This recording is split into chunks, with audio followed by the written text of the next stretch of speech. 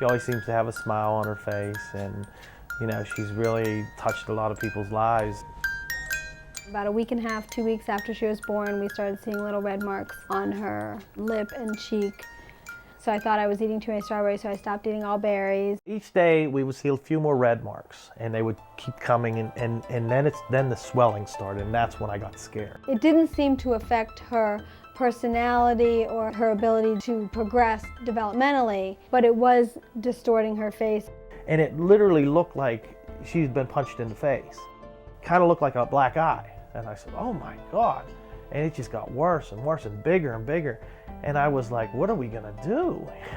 And then she had the huge thing under her lip, right here, above her lip here, under her nose, and it would cover her nostril. So I'm thinking, how is this child breathing when she's eating? It seemed to get bigger weekly and sometimes daily. And it looked like she was deformed, and I was scared to death. We were going to the pediatrician quite often, like once a week or so. She was trying to figure it out, we were trying to figure it out, and she recommended that we go to Dr. Caelan at Hopkins.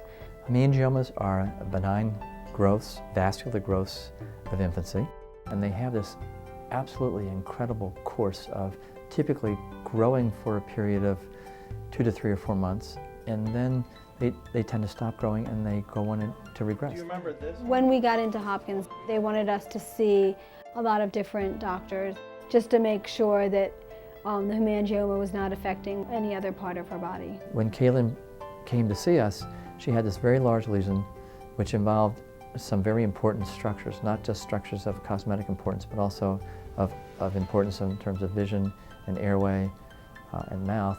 And our concern was to see if we could come up with some way to stop the growth of this hemangioma before it caused complications. They took pictures just so they would have a record of what she looked like. Because of this massive hemangioma which was causing trouble, we initially started her on high-dose oral cortisone. But we did see slight changes with the steroids. So this continued for a month, and then in August is when Dr. Putkin said that she wanted to try propranolol with us. This is a beta blocker, it's a high blood pressure medication. They wanted to try it because even though she didn't have high blood pressure, it seemed to work on some other infants that had been put on it. Within one day, we really saw some big improvements in the hemangioma growth. It really started regressing. And she did absolutely, miraculously, incredibly well. We were able to very quickly take her off of the oral steroids and continue the propranolol, and she's had a very dramatic response to treatment, so that the hemangioma is really just a fraction of the size that it was initially. And the complications with the eye has completely resolved.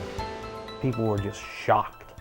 Just looking at her, is this the same child? To see the progress that's happened within such a short period of time has just been incredible. It's a tangible response that occurs quickly in a group of children that have potentially life-threatening hemangiomas, for which now we have a very safe treatment option that seems to be extremely effective.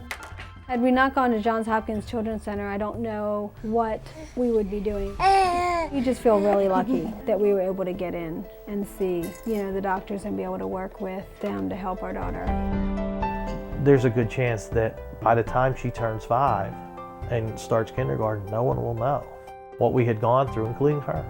Hopkins Children's is just miracle workers.